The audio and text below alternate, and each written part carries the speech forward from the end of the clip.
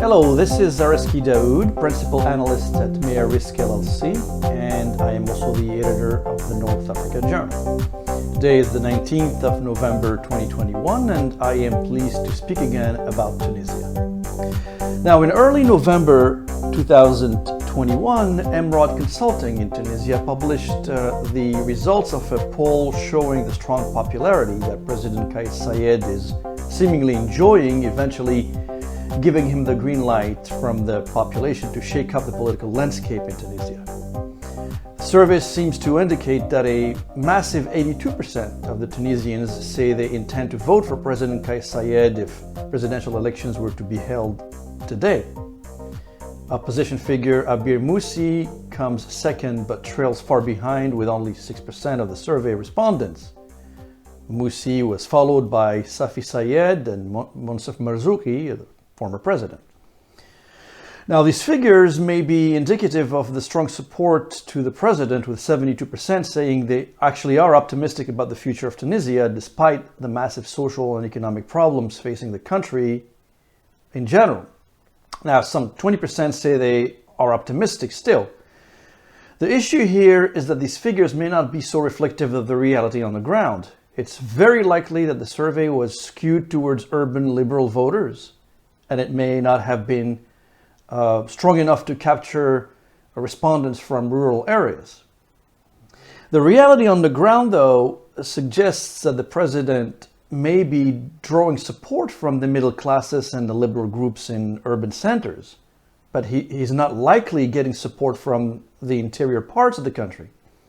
This is because regional disparities in Tunisia continue to escalate and are only exacerbating unemployment, misery, social trauma in many regions of the country's interior. The country's reforms initiated by the 2016-2020 National Development Plan was designed to improve the social and economic conditions of the country with more focus on the inner regions by essentially rechanneling some of the wealth from the coastal cities to the rest of the country. The goal, obviously, was to reduce the poverty gap as well as slow the growing regional inequalities. Among its objectives, the plan called for an annual gross domestic product, or GDP, growth of 4%, a 30% improvement in the share of high growth activities, a 30% reduction in the gap in regional development indicators, and an ambitious job creation of 400,000 jobs, almost 500,000 by the end of 2020, essentially intended to reduce the unemployment rate from 15 to 12%, as well as reduce the poverty rate by 2%. Now, as we now know, these goals were actually never realized and were eventually unrealistic. Now, today, Tunisia suffers from growing economic disparities that essentially favor the coastal regions, which account for more than 80% of urban areas and a massive 90% of overall employment, according to the American think tank Carnegie. Clearly, like any other country, the COVID-19 pandemic and the resulting public health crisis have further worsened the Tunisian economy, already fragile and facing many structural obstacles, heightened by the political instabilities that followed the so-called Jasmine Revolution of 2011. Here's some statistics. GDP fell by at least 8.6% in 2020 compared to 2019. The budget deficit widened to 10.2% of GDP, and the country's public debt reached 87.6% of GDP at the end of 2020. Tunisia is also choked by the size of its external debt, equivalent to $30 billion US. Now, in addition to the economic crisis, numerous indicators point to a deterioration in the social situation, social climate. The percentage of people in poverty grew from 14 to 21% in just 1 year, and the unemployment rate rose from 15% in the first quarter of 2020 to 17.8%. in the first quarter of 2021. This crisis has given rise to numerous protests and even riots over unemployment and inequalities in the regions in several parts of the country. These protests have inevitably led to a further weakening and slowing down in economic activity at the local level. And we noticed, for example, the closure of petroleum and phosphate production sites in southern Tunisia. Faced with this alarming situation, the population has lost confidence in the government and in its ability to deliver and improve the country's economic situation, as well as ensure some sort of social justice. And President Sayed, is the ultimate decision maker in government. We know that in response to this massive crisis and the boiling social climate, President Sayed announced the freezing of parliamentary activity. He's also lifted parliamentary immunity and immunity covering essentially member of parliaments. And he's as well dismissed Prime Minister Hisham Mashishi. But social and economic development problems are deep. An analysis of the economic geography of Tunisia reveals that there is a concentration of activities and living conditions in the most dynamic coastal regions of the country.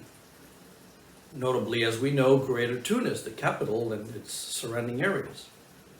In the interior regions, however, the regions there remain entirely rural and heavily dominated by farming and agricultural activities. This has, as you know, resulted in rural exodus, people fleeing rural areas to settle in cities despite the shortage of jobs in those big cities. Still, coastal regions account for 85% of businesses in all sectors and 90% of overall employment. Now, Carnegie notes that the vulnerability of the rural and inner regions allows the concentration of poverty that's sort of observed in its multidimensional aspects, and that these aspects manifest themselves in the form of families in constant need of assistance, rudimentary housing, as well as the phenomenon of social exclusion.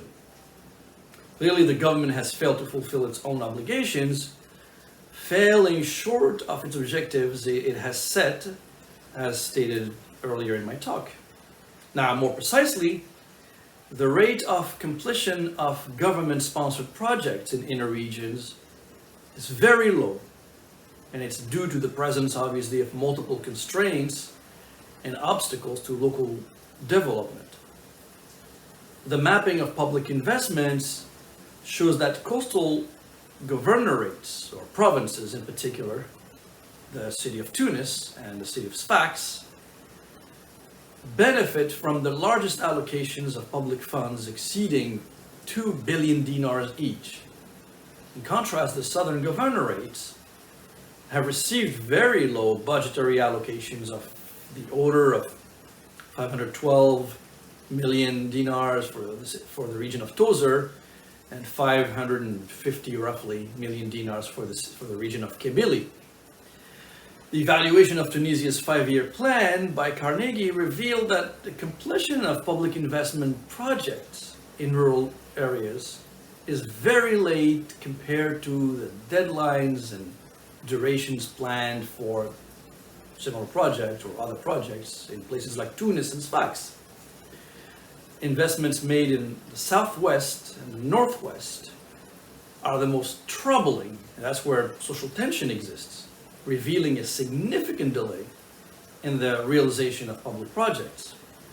Tozeur and Kabylie, rural areas, experienced the lowest amounts of investment, which are respectively, well, definitely less than 300 million dinars each.